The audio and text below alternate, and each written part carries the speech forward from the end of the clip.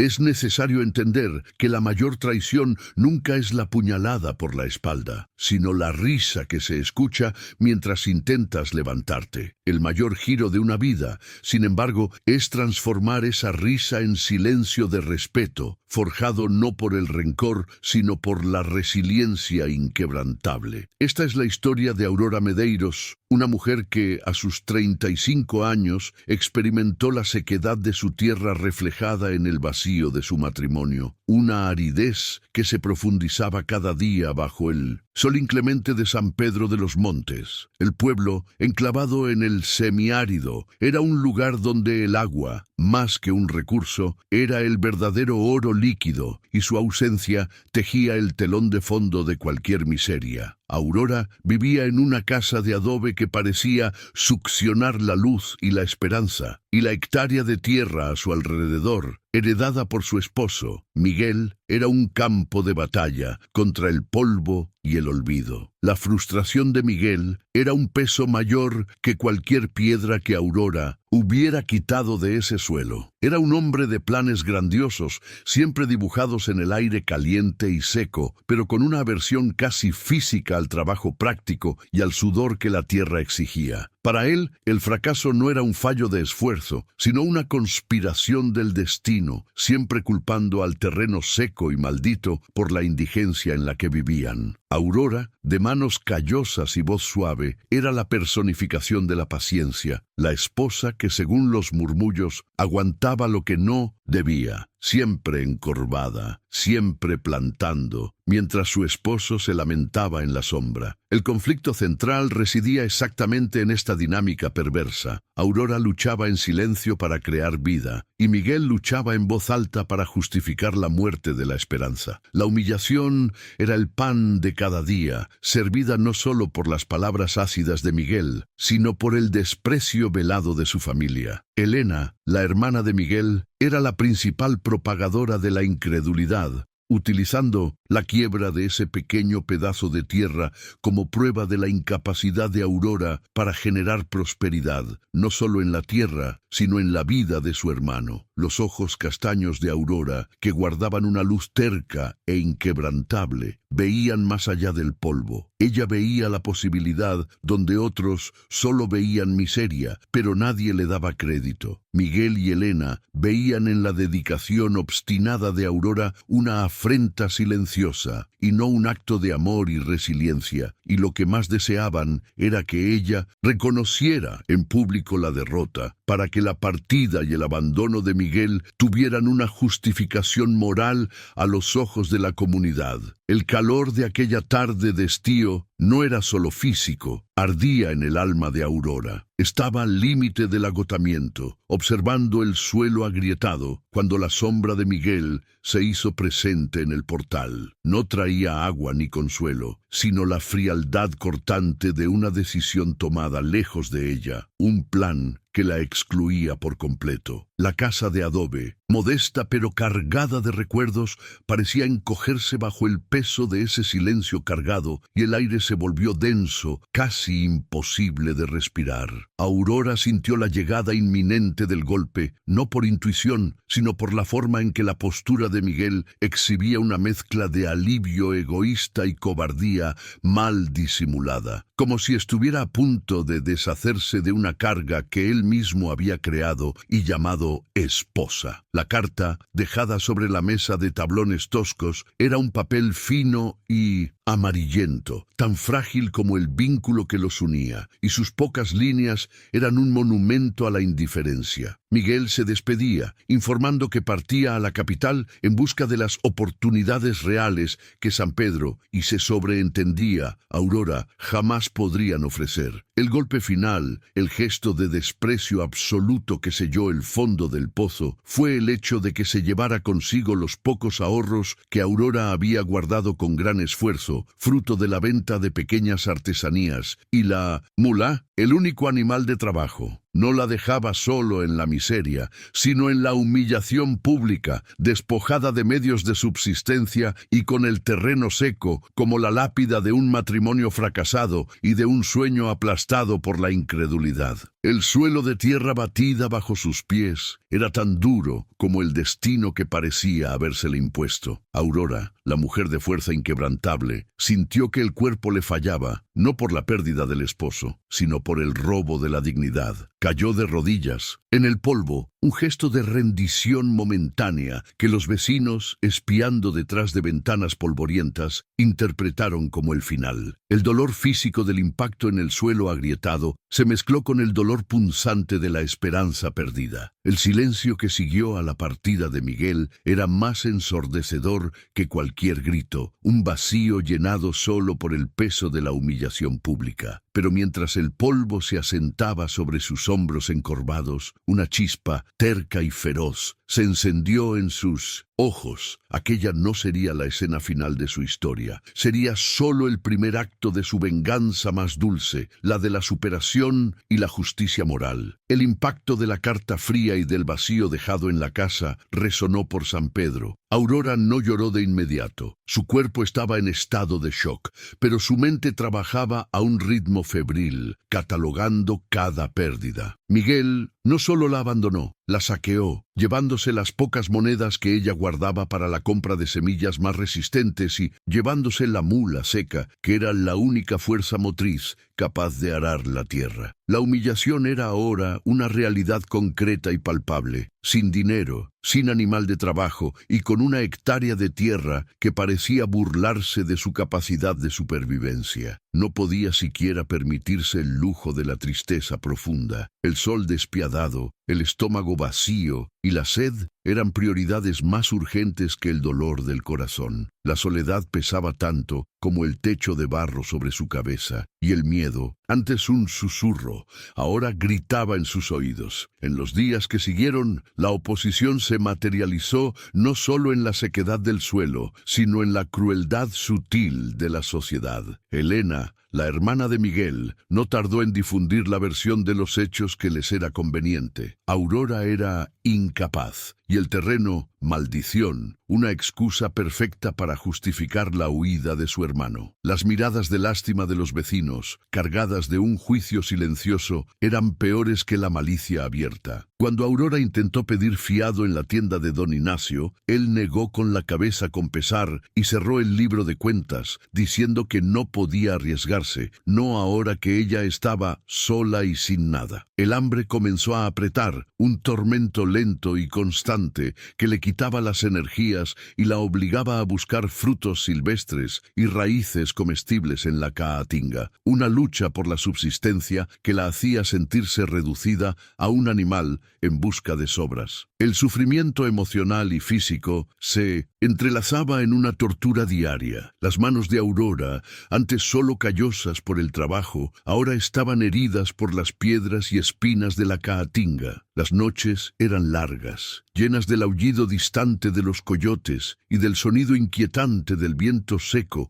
que azotaba la casa. Sentía el dolor de la traición corroer su confianza y el dolor físico del agotamiento. Una noche se despertó con un espasmo en el estómago, recordando la última vez que había comido una comida completa, y el recuerdo la llevó a las lágrimas, no de autocompasión, sino de furia silenciosa. Se arrodilló en la tierra fría, cerrando los puños, sintiendo el grano de ese suelo traidor escurrirse entre sus dedos, una protesta muda contra la injusticia de un destino que parecía querer aplastarla. Había un pozo en la linde del terreno, construido por el abuelo de Miguel, pero abandonado hacía décadas, considerado agotado e inútil. Era una depresión circular de piedras cubiertas de musgo seco y maleza. Miguel solía burlarse de ese pozo, diciendo que era un monumento a la ignorancia y a la terquedad de sus antepasados. Aurora siempre lo había visto como una herida abierta en la tierra, y ahora, en el colmo de la desesperación, se convirtió en un foco de su atención. La ironía de la situación era cruel. Lo único que le quedaba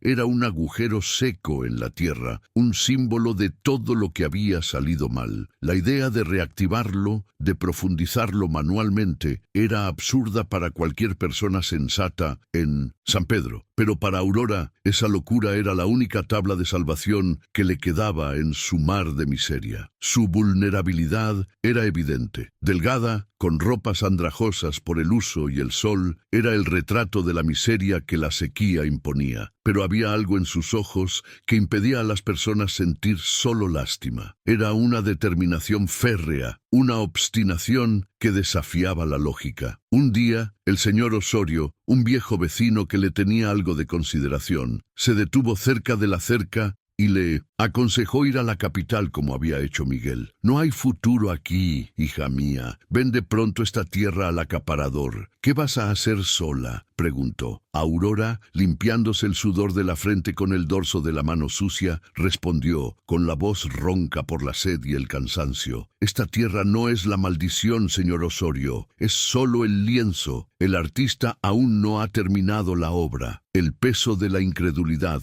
era casi insoportable. Cuando comenzó a limpiar la maleza y a quitar las primeras piedras sueltas del antiguo pozo, los niños del pueblo venían a mirar, y la escena era deprimente. La viuda de hecho, luchando sola contra un agujero seco. Elena pasaba en carreta, viniendo de la ciudad, y se reía abiertamente, sin bajarse del vehículo, lanzando una mirada de escarnio que valía 1000 palabras. «Mira a la loca, cavando su propia tumba», gritaba. El escarnio público era la prueba de la derrota que su esposo quería imponer. Con cada piedra que Aurora sacaba del pozo, sentía que estaba sacando un poco de la amargura de su pecho, transformando el dolor emocional en esfuerzo físico bruto y productivo. La humillación no la paralizó, sino que la energizó, canalizando la rabia hacia los músculos adoloridos. La ausencia de recursos era el mayor obstáculo. Para bajar al pozo necesitaba una cuerda y un cubo resistente. No tenía ninguno de los dos. Su solución fue improvisada. Deshizo una vieja red de pesca que Miguel guardaba inútilmente en el granero y trenzó las fibras, creando una cuerda rústica, pero lo suficientemente fuerte para su peso. El cubo fue la parte más difícil. Usó un pedazo de neumático viejo y lo reforzó con tiras de cuero encontradas en la basura, creando una especie de canasta de elevación improvisada. Cada herramienta era una prueba de su ingenio y resiliencia. El olor a polvo y cuero viejo se mezclaba con el olor de su piel salada de sudor, y sentía que estaba volviendo a sus orígenes, redescubriendo la fuerza primitiva que la humanidad usó para sobrevivir a lo largo de los milenios. El interior del pozo era húmedo y olía a tierra podrida y silencio. Con cada metro que profundizaba, la temperatura bajaba, pero la oscuridad aumentaba. No tenía linterna, así que necesitaba detenerse al mediodía, cuando el sol estaba directamente sobre la abertura, ofreciendo la luz mínima para ver. Trabajaba en sesiones cortas, aterrorizada con la idea de un derrumbe, pero más aterrorizada aún con la perspectiva de inanición. La tierra que excavaba era dura, compactada por el tiempo, y usaba un pico oxidado con el mango suelto. Sus brazos le ardían, y las ampollas en sus manos reventaban y sangraban, mezclándose con el polvo. Con cada golpe del pico, no estaba solo cavando un pozo, sino construyendo su propia redención, un golpe a la vez. La soledad se transformó en una compañía silenciosa. Ya no necesitaba las palabras de Miguel, ni el juicio de la comunidad. En el fondo de ese pozo, encontró un tipo extraño de paz, una claridad que solo la privación extrema puede ofrecer. Su mente estaba libre de distracciones, enfocada solo en la tarea inmediata: cavar, subir, descargar la tierra, beber la poca agua que le quedaba y empezar de nuevo. Las únicas voces que escuchaba eran el eco de sus propios golpes y la voz interior que se negaba a rendirse. Recordaba la promesa que se había hecho a sí misma, de restaurar su dignidad y demostrar que la vida podía, sí, florecer en ese desierto de incredulidad. Ese deseo de justicia, de demostrar que el lienzo era fértil, era su alimentación espiritual. En un momento de debilidad extrema, después de 2 días casi sin comer y de haber agotado el último sorbo de agua que guardaba, se derrumbó al borde del pozo. Su garganta estaba en carne viva y su visión borrosa. Pensó en Miguel, no con amor, sino con rabia. Pensó en Elena y en la forma en que celebrarían su muerte por inanición. Esa imagen grotesca y humillante funcionó como una descarga eléctrica. La rabia, transformada en pura adrenalina, la hizo tambalearse hasta la sombra de la casa y desenterrar una vasija de barro que contenía semillas que guardaba de una cosecha pasada. Las masticó sintiendo el sabor seco y amargo, y esa pequeña dosis de energía fue suficiente para hacerla volver al trabajo, obstinándose en seguir cavando, negándose a darles la satisfacción de verla sucumbir. Los días se transformaron en semanas, marcadas por el progreso lento y doloroso. Sus músculos se hicieron más definidos, su piel más oscura y su espíritu inquebrantable. Ya no era la esposa paciente, era una excavadora, una superviviente. Cada 7 metros de profundidad se enfrentaba a nuevos desafíos, piedras más grandes, el calor sofocante y la amenaza constante de que la tierra cediera. Una mañana encontró un pequeño fragmento de cerámica antigua en el fondo del pozo, una señal de que la estructura ya había sido mucho más profunda en el pasado. Este artefacto rudimentario, dejado por alguien que luchó contra la sequía hace generaciones, le dio una nueva fuerza, una conexión ancestral con la resiliencia humana. No estaba sola en esa lucha, estaba continuando un legado de obstinación contra la naturaleza. La oposición no se limitaba a los humanos. Las plagas de insectos, el calor que parecía querer deshidratarla en segundos y las tormentas de polvo que venían sin aviso eran obstáculos constantes. Necesitó aprender a convivir con el peligro inminente. Un día, una cascabel se arrastró dentro del pozo, buscando el frescor de la tierra húmeda. El pánico la paralizó por un instante, pero usó la punta del pico para inmovilizar al reptil y con un golpe rápido lo sacó de allí. El incidente le enseñó a ser más cautelosa, a revisar cada sombra y cada ruido, pero también reforzó su convicción. La vida en el semiárido era una batalla implacable y para vencer era necesario estar siempre un paso por delante del peligro, fuera este un animal venenoso o la lengua viperina de Elena. La miseria la obligó a ser inventiva. Para evitar el derrumbe de los lados del pozo, comenzó a usar piedras planas y barro húmedo, creando un revestimiento rudimentario pero eficaz. El conocimiento que había adquirido leyendo viejos libros en la biblioteca municipal sobre agricultura de conservación y técnicas rudimentarias de construcción resultó ser su mayor patrimonio. No tenía capital, pero tenía conocimiento práctico y la capacidad de aplicarlo con determinación implacable. Este período de lucha solitaria fue, en realidad, su mayor escuela. Estaba internalizando la lección de que el verdadero valor no reside en lo que se hereda, sino en lo que se es capaz de construir con la propia inteligencia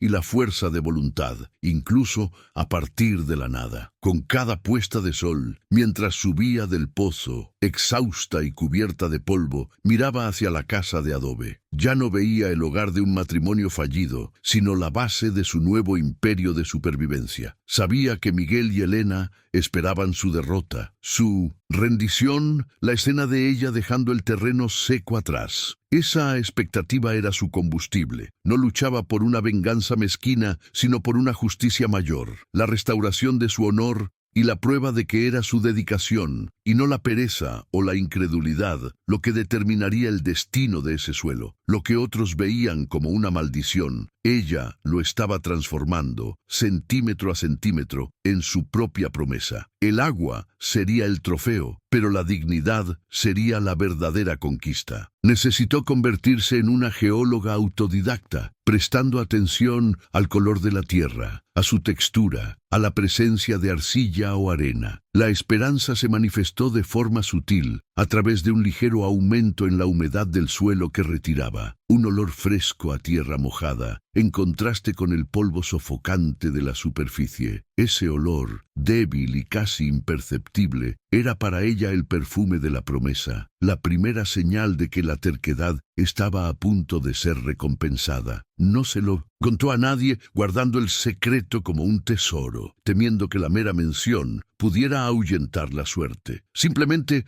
duplicó el ritmo, cavando con una urgencia renovada, impulsada por la certeza íntima de que estaba muy cerca del punto de inflexión. El agotamiento era inmenso, pero la anticipación era aún mayor. La resistencia de Aurora no era un acto de heroísmo grandioso, sino una sucesión implacable de acciones concretas y menudas. Su cuerpo, antes encorvado por el peso de la humillación, ahora se movía con la cadencia de una máquina bien calibrada, movida por la pura necesidad y la terquedad. Empezó a usar la tierra retirada del pozo para construir pequeñas terrazas de conservación alrededor de la casa, un método que había aprendido en los libros, destinado a retener la poca agua de lluvia que pudiera caer. El esfuerzo era sobrehumano, pero cada ladrillo de barro, cada montón de tierra batida, era un símbolo de su reconstrucción personal. La comunidad, que antes se reía, ahora solo observaba, con una mezcla de escepticismo y admiración renuente por su capacidad de trabajo inagotable. El aprendizaje era práctico e inmediato. Una de las grandes dificultades era mantener el agua potable, incluso si la encontraba. Recordó las páginas de un manual antiguo sobre filtros de agua naturales, utilizando capas de arena gruesa, arena fina y carbón vegetal. Sin acceso a carbón comercial, comenzó a quemar lentamente ramas secas de la caatinga, controlando el fuego para producir el carbón necesario. El olor a humo y madera quemada, que antes simbolizaba la sequía, ahora representaba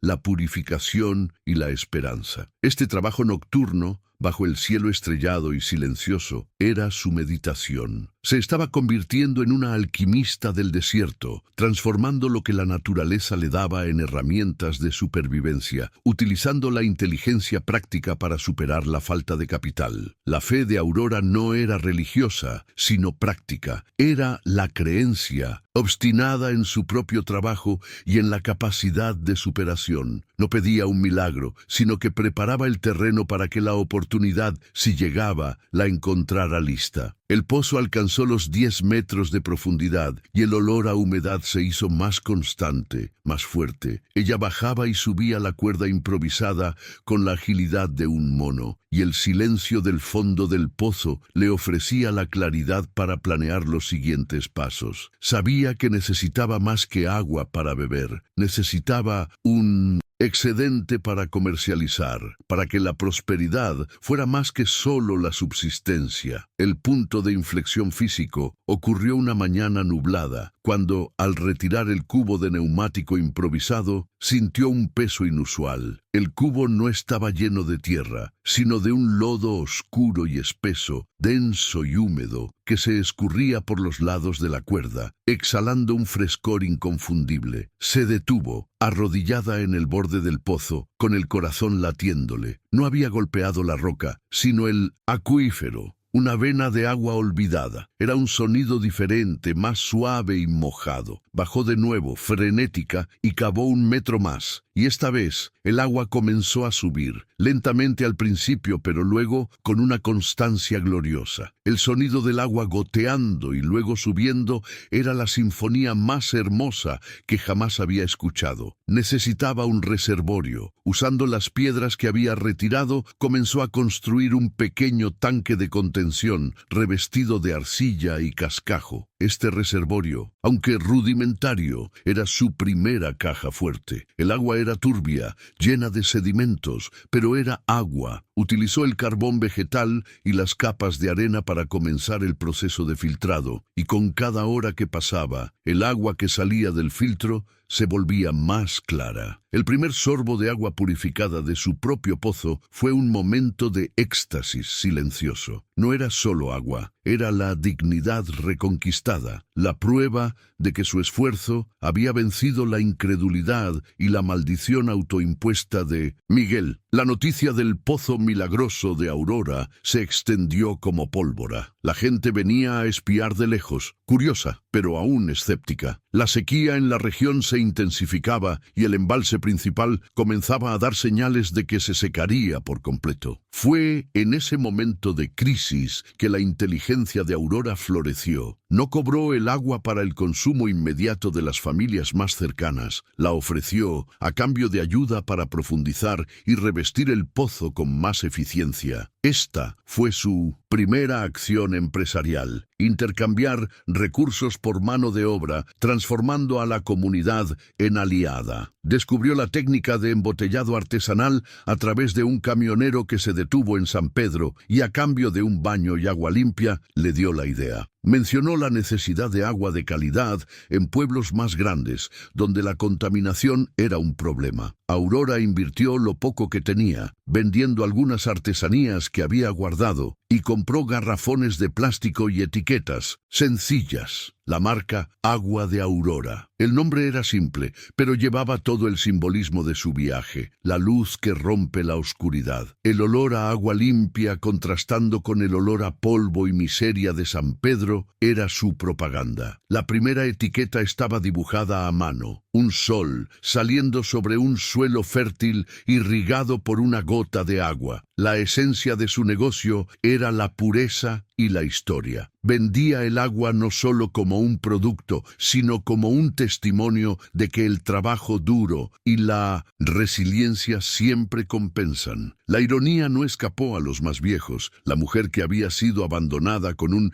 terreno maldito estaba ahora comercializando el recurso más vital y escaso de la región. Su sonrisa, antes apagada, ahora era contenida y firme, exhalando la confianza de quien conoce su propio valor y la calidad de lo que produce. La rutina de Aurora era extenuante. Cavaba, filtraba, embotellaba y vendía, usando una vieja bicicleta oxidada que un vecino le prestó para transportar los garrafones más ligeros hasta la tienda de don Ignacio, que, arrepentido de su incredulidad inicial, aceptó venderla. El esfuerzo físico era inmenso, pero con cada garrafón vendido sentía un influjo de poder e independencia. Ya no estaba solo sobreviviendo, estaba prosperando. Sus brazos y piernas eran ahora fuertes y definidos, y el sol inclemente ya no la hacía encorvarse, sino brillar con la luz de quien está ganando una guerra personal y moral contra el destino. La voz de Elena, antes tan potente en sus críticas, comenzó a disminuir.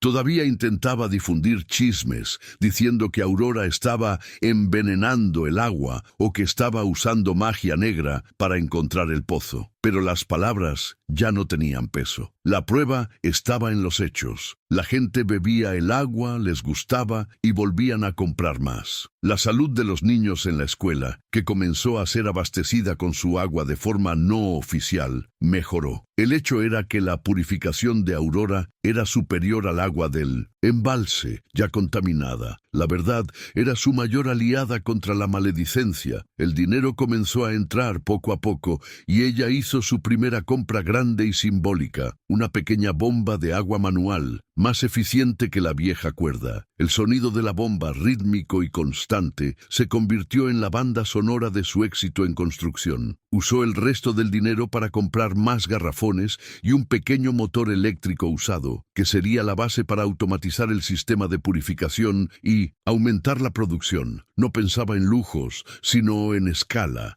en cómo transformar la subsistencia en prosperidad duradera y, lo que es más importante, en seguridad. La transformación de Aurora no fue solo material, fue espiritual. Había transformado la soledad en enfoque, la humillación en motivación y el desprecio en disciplina. Con cada garrafón de agua de Aurora que salía de su casa, un mensaje era enviado a Miguel y a todos los incrédulos: lo que abandonaste, yo lo transformé en mi mayor triunfo. La dignidad, antaño robada, estaba siendo restaurada gota a gota, y su objetivo de demostrar que la vida florece en el desierto estaba en camino de realizarse, no por suerte, sino por el sudor de su propio rostro. Habían pasado 3 años desde el abandono, y el ritmo de San Pedro era un contraste notorio. Mientras el resto del pueblo languidecía bajo una sequía histórica que había reducido el otrora robusto embalse principal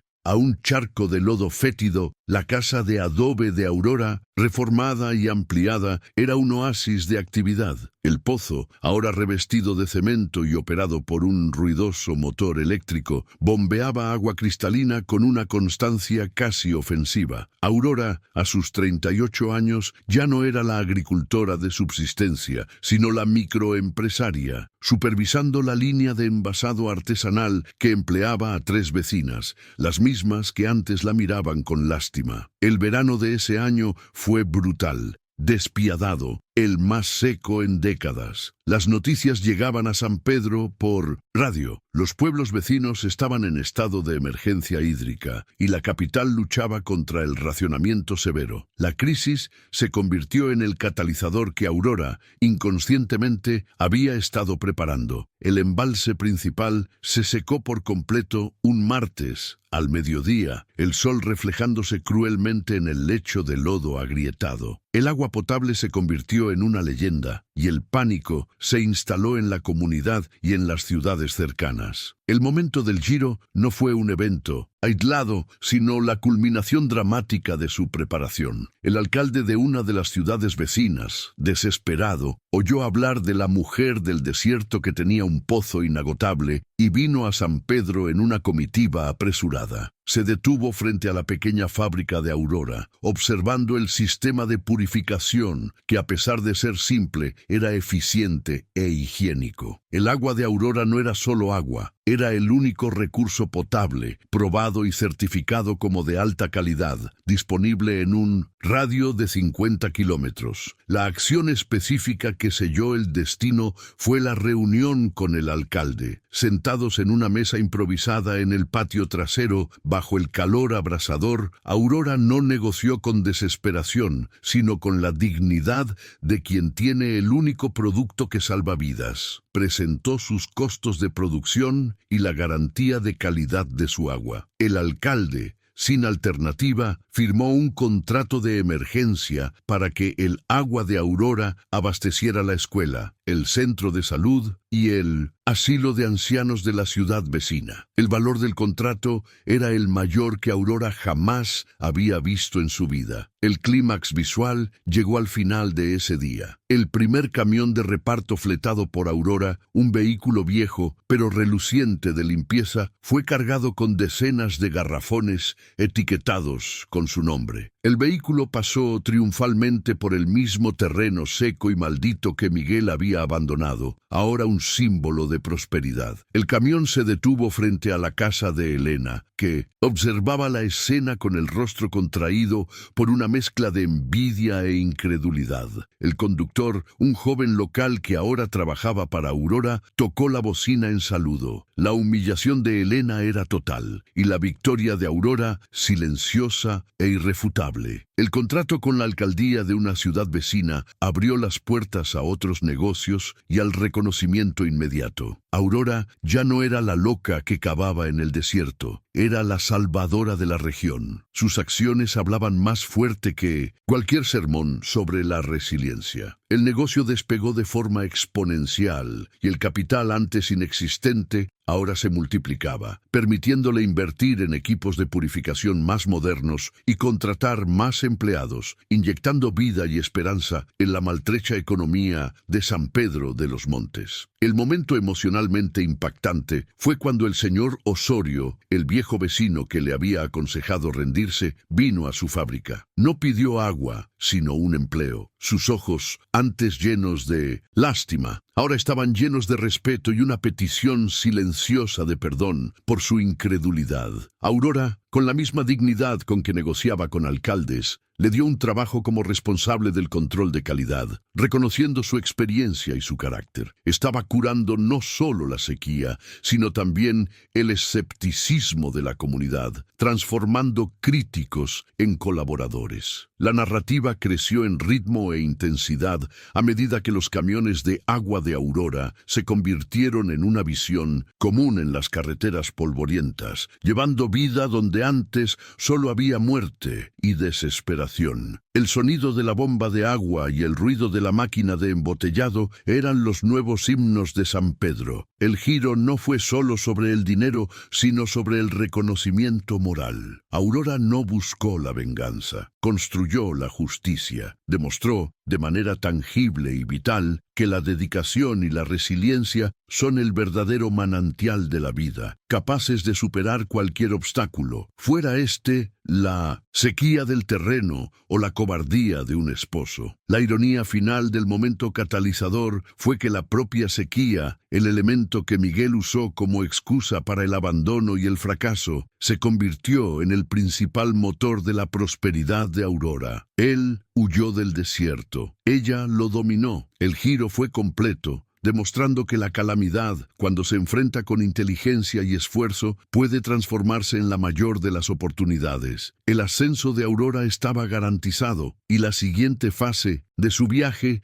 sería la consolidación de su victoria, marcada por la llegada inminente del hombre que pensó que ella iba a quebrar. El ascenso de Aurora fue un proceso metódico, basado en la ética de trabajo que Miguel había despreciado. Invirtió en infraestructura, comprando una pequeña área vecina y construyendo un almacén adecuado para la fábrica, manteniendo, sin embargo, la casa de adobe original como su oficina personal. Un recordatorio constante de dónde venía su fuerza. El agua de Aurora creció más allá de los límites de San Pedro, convirtiéndose en una marca sinónimo de pureza y fiabilidad en toda la región. Su prosperidad era visible, pero no ostentosa. Conducía una pick-up sencilla, pero fiable, y sus ropas eran dignas y limpias, pero aún guardaban la practicidad de la mujer que se acostumbró a trabajar con las manos. El reconocimiento llegó en varias formas. El alcalde de la capital, impresionado con la historia de superación y la calidad del producto, concedió a Aurora un premio de emprendimiento rural. El evento fue televisado localmente y ella, en el escenario, vestida con sencillez elegante, habló sobre la importancia de la fe práctica y el valor de la tierra. No habló de rencor, sino de resiliencia. Esta exposición colocó su negocio en un nuevo nivel y recibió propuestas de distribuidores más grandes, expandiendo aún más el alcance de su agua. La prueba de su éxito no estaba solo en las finanzas, sino en la mejora de vida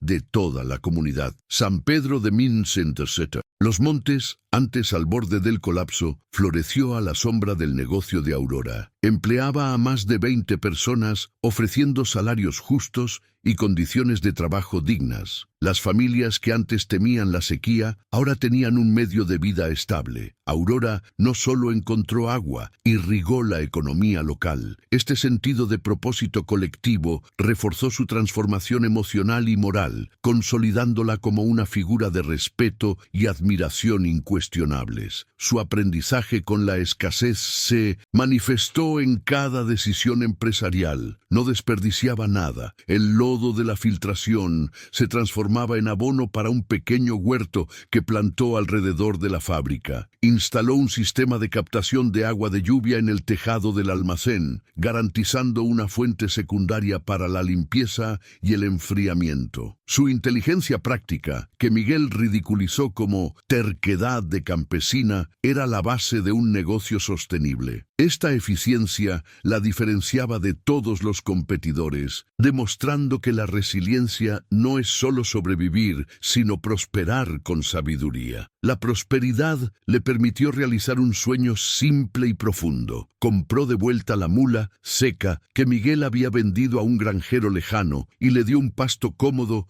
y una vida de descanso. El reencuentro con Seca fue silencioso y cargado de emoción, un símbolo de que estaba restaurando todo lo que había sido robado y profanado. La mula, que había sido llevada como un símbolo de su quiebra, ahora era el símbolo de su victoria. Nunca más necesitaría trabajar, viviendo como una mascota de lujo en la granja de prosperidad de Aurora. La mejora de vida de Aurora se reflejaba en la paz que irradiaba. Sus ojos castaños brillaban con una satisfacción tranquila, y sus manos, aunque aún callosas, ya no llevaban la tensión de la lucha desesperada. Se había perdonado a sí misma por la ingenuidad del pasado y por la mala elección del esposo, pero no había olvidado la lección. La dignidad restaurada era más valiosa que todo el dinero que había acumulado. Ella era dueña de su destino y esa soberanía era la verdadera fortuna. La casa de adobe original, que ahora servía como un museo de su lucha, albergaba en uno de sus rincones el viejo pico oxidado y el cubo de neumático. Los mantenía allí no por rencor, sino para recordarse a sí misma y a sus empleados que el éxito se construye con herramientas sencillas y voluntad de hierro. Con frecuencia invitaba a jóvenes de la comunidad a visitar el lugar, contando su historia no como una saga de suerte, sino como un manual de perseverancia, reforzando que el obstáculo es solo la materia prima de la oportunidad. El perdón, en el sentido más profundo, llegó cuando se dio cuenta de que Miguel ya no merecía espacio en sus pensamientos. El odio o el resentimiento habrían sido una carga innecesaria. Su ascenso la liberó de la necesidad de definirse por la traición. Se definió por la construcción. Ayudó a financiar la recuperación del embalse principal, usando parte de sus ganancias para garantizar que la comunidad tuviera una fuente de agua complementaria, mostrando que su prosperidad no era egoísta, sino comunitaria. El ápice de su conquista moral fue la forma en que trató a Elena, la hermana de Miguel, ahora empobrecida y desacreditada por sus chismes pasados, intentó acercarse, buscando favores. Aurora no la rechazó con crueldad, sino que la trató con una frialdad profesional. Le ofreció a Elena un trabajo temporal de baja remuneración en la línea de montaje, bajo estricta supervisión. No era venganza, era justicia. Elena necesitaba aprender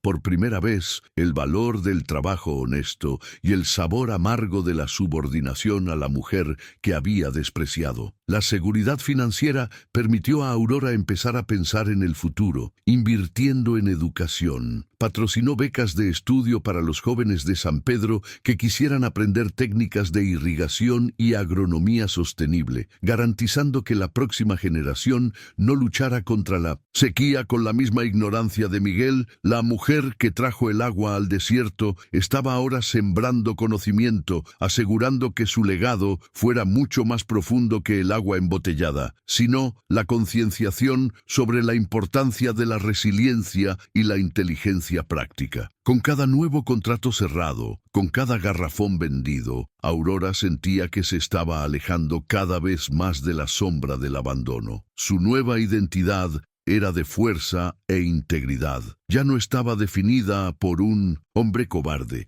sino por su propia capacidad de crear. El éxito material era solo el reflejo externo de una profunda y exitosa reconstrucción interna, demostrando que el verdadero manantial de la vida estaba en su propio espíritu inquebrantable. La conquista final no era la riqueza, sino la paz mental. Miraba al cielo, al sol que antes parecía un enemigo, y se sentía agradecida por la lección que le había impuesto. La sequía le enseñó a valorar cada gota. La traición le enseñó a valorar cada acto de lealtad y dedicación. La victoria de Aurora era completa y dulce, forjada en la adversidad y templada por la justicia moral. El reencuentro con Miguel no fue un evento explosivo, sino un susurro patético en el nuevo y próspero escenario de San Pedro. El tiempo, ese juez implacable, había hecho su trabajo. Casi 5 años después del abandono, Miguel regresó a la comunidad, no en triunfo, sino en harapos. Fracasado en la capital, endeudado y con la dignidad destrozada, llegó de aventón, desnutrido y con la arrogancia completamente desvanecida. Buscó la casa de adobe, ahora la oficina, y lo que encontró no fue a la esposa desamparada, sino un complejo industrial modesto, limpio y vibrante. El clímax de la justicia emocional ocurrió en la oficina de Aurora. Miguel entró vacilante y la vio sentada en su nueva mesa de madera maciza, revisando documentos. Llevaba gafas de lectura y su postura exhalaba una autoridad tranquila. No la encontró llorando, sino gestionando. Cayó de rodillas, un gesto teatral, con lágrimas de vergüenza y desesperación escurriéndose por el rostro. Imploró perdón, no solo por el abandono, sino por el desprecio, rogando por una segunda oportunidad conyugal. La ironía era cruel. El hombre que la había dejado con un terreno seco ahora pedía refugio en el oasis que ella había construido. Aurora no se levantó, ni gritó. Mantuvo la mirada firme, pero sin rencor. Lo escuchó hasta el final, permitiéndole experimentar todo el peso de su cobardía. Su respuesta fue medida y final, expresada con la claridad de quien ha superado el sufrimiento hace mucho tiempo. El perdón conyugal, Miguel, no puedo dártelo. El hombre que amé murió aquel día que te llevaste la mula y el dinero. Ya no eres mi esposo. La negativa fue más potente que cualquier explosión de rabia, cerrando de forma irrevocable el capítulo de su vida que él representaba. Sin embargo, la justicia de Aurora estaba templada por la decencia, no por el sadismo. Le extendió un contrato de trabajo, no de matrimonio. El agua de Aurora necesita conductores de reparto. El salario es justo. Vas a trabajar para la empresa que nació de la maldición que me dejaste. La condición era innegociable. Trabajaría bajo su mando, vendiendo y transportando el agua purificada que él había desdeñado, y viviría en un alojamiento sencillo para empleados. El hombre que huyó de la tierra y del agua ahora estaba obligado a servir a ambos, bajo la égida de la mujer que despreció. Miguel aceptó el empleo, humillado, pero aliviado. El castigo no era la prisión, sino el trabajo. Estaba obligado a enfrentarse al éxito de Aurora todos los días y a probar a sí mismo el valor del trabajo duro que siempre evitó. Elena, por su parte, observaba la escena de lejos, sin poder reír, pues ahora era su colega de trabajo bajo el mismo techo de dignidad que Aurora había construido. La catarsis emocional del público se completaba. El antagonista no era destruido, sino confrontado con la consecuencia natural de sus actos, obligado a participar de forma subalterna en la gloria que él había hecho posible con su abandono. Aurora Medeiros alcanzó la paz, el reconocimiento y la dignidad suprema, siendo para siempre conocida como la mujer que trajo el agua al desierto. No necesitó riquezas para sentirse completa, sino la certeza de que su destino no fue determinado por lo que le robaron, sino por lo que decidió construir con lo que le quedaba. La lección final resonaba en cada garrafón de agua. La dignidad y la resiliencia son el verdadero manantial de la vida. Si te dejan en el desierto, construye tu propio oasis.